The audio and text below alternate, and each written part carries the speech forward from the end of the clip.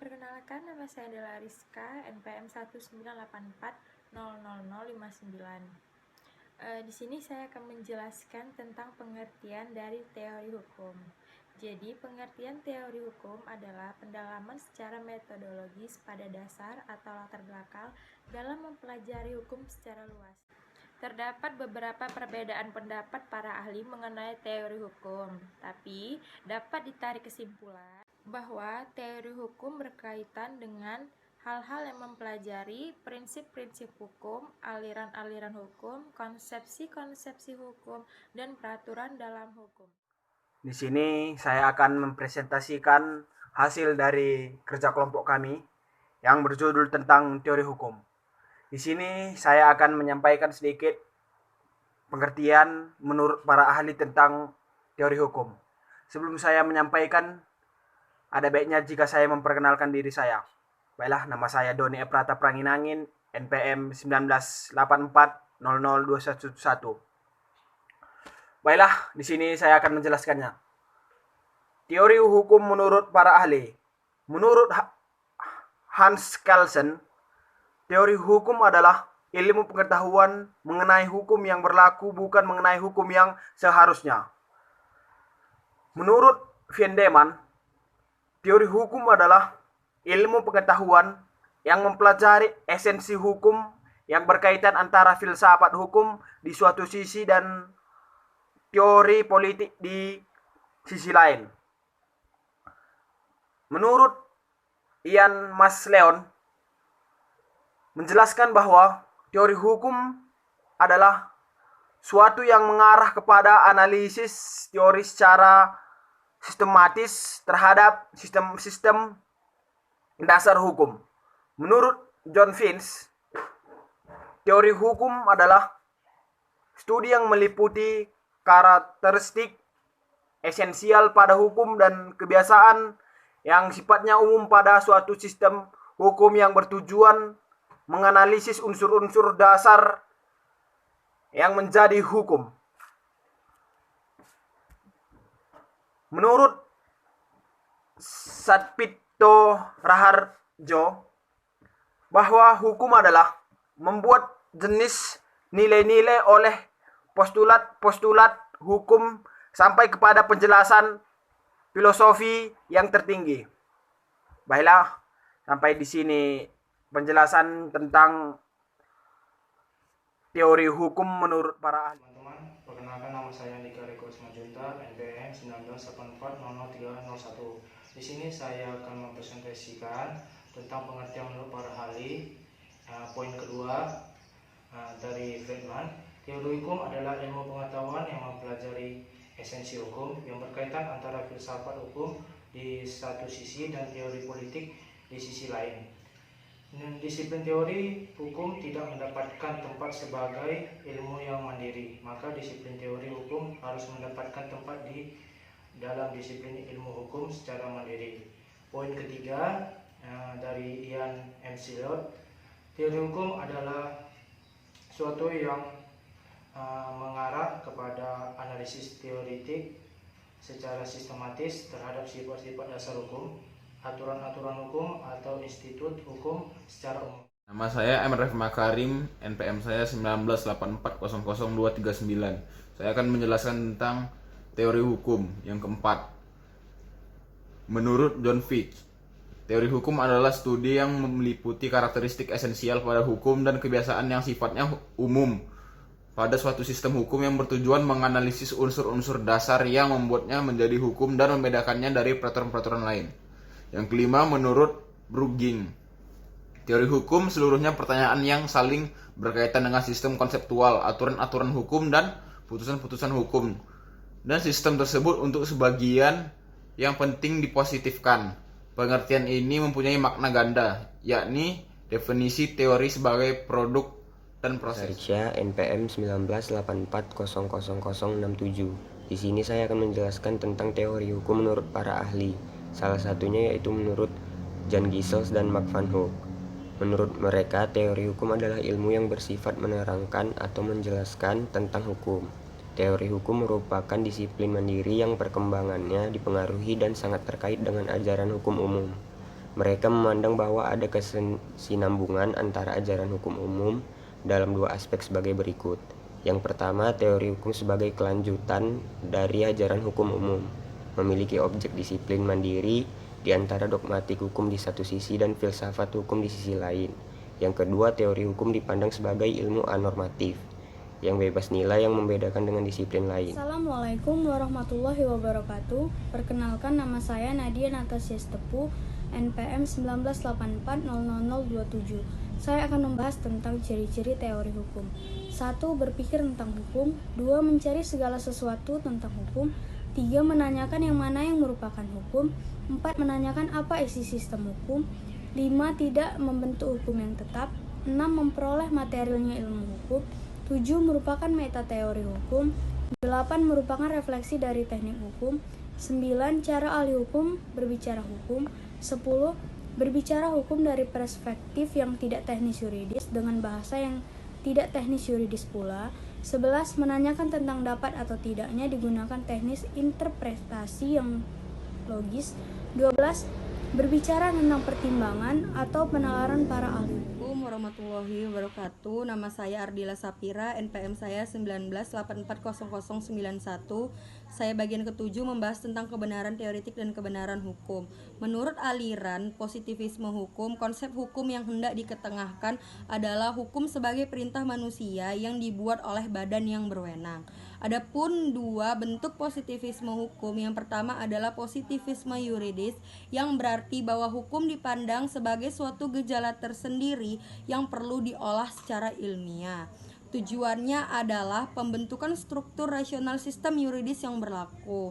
Dalam positivisme yuridis berlaku closed logical system, yang berarti peraturan direduksikan dari undang-undang yang berlaku tanpa perlu meminta bimbingan dari norma sosial, politik, dan moral dengan tokoh von Zering dan Austin. Yang kedua adalah positivisme sosiologis, yang berarti hukum ditanggapi secara terbuka bagi kehidupan masyarakat yang harus diselidiki oleh metode-metode ilmiah. Terima kasih. Terima kasih, saya akan melanjutkan presentasi dari saudari Ardila Sapira. Saya akan menjelaskan bagian urgensi ilmu hukum. Jadi urgensi ilmu hukum adalah keharusan atau sesuatu yang mendesak, sangat penting, dan harus dilakukan atau dilaksanakan oleh manusia yang berakal untuk melaksanakan dan mematuhi hukum-hukum yang tertulis ataupun tidak tertulis dalam kehidupan sekitar. Yang menjadi kegunaan dari urgensi hukum tersebut adalah menjelaskan hukum dengan cara menafsirkan sesuatu, arti, pengertian, sesuatu syarat atau unsur sahnya suatu peristiwa hukum, dan hierarki kekuatan peraturan hukum. 2. Menjelaskan nilai suatu peristiwa hukum. Dan yang ketiga adalah memprediksi tentang sesuatu yang akan terjadi. Menurut Radbruch, teori hukum memiliki tugas membuat jelas nilai-nilai serta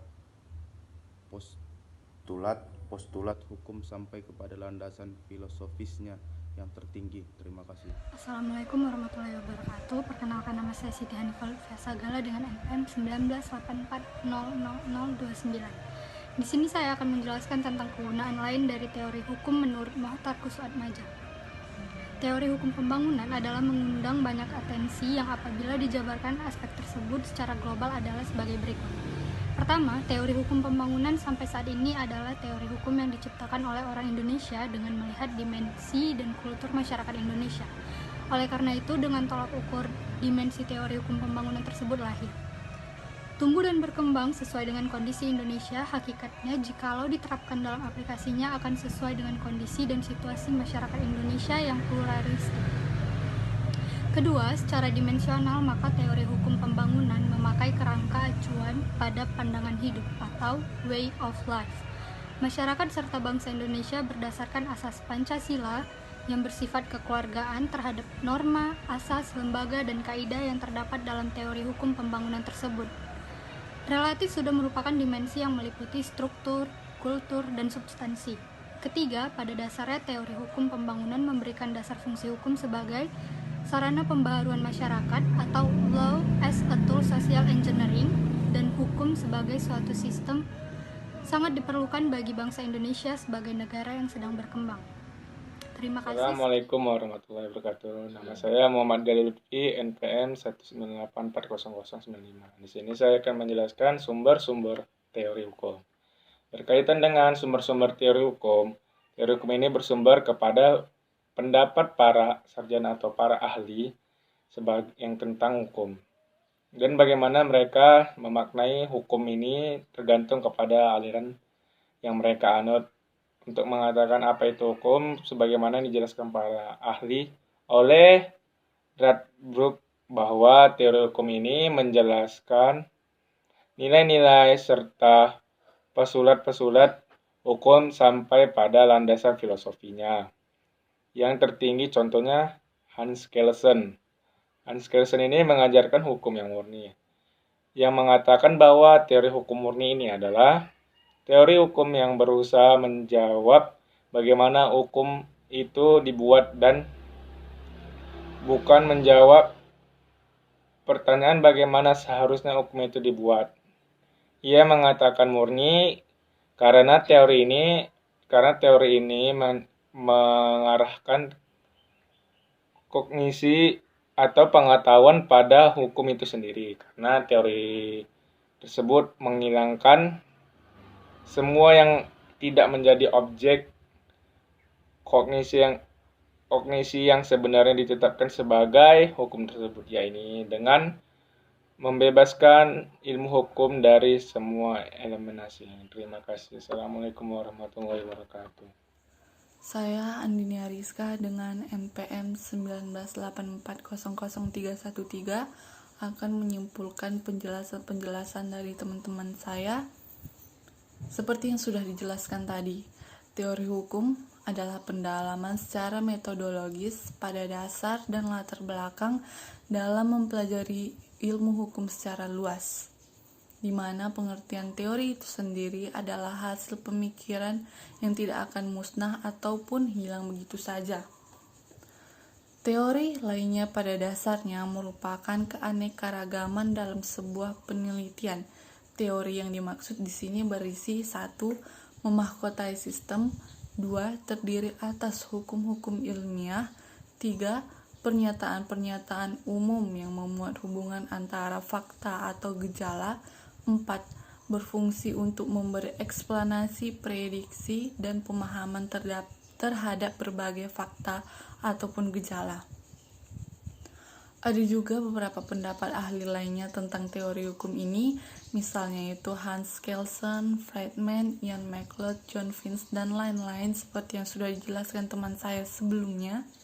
Tapi secara umum dapat ditarik kesimpulan bahwa teori hukum berbicara mengenai hal-hal yang berkaitan dengan konsepsi hukum, prinsip hukum, aliran-aliran atau pemikiran-pemikiran dalam hukum.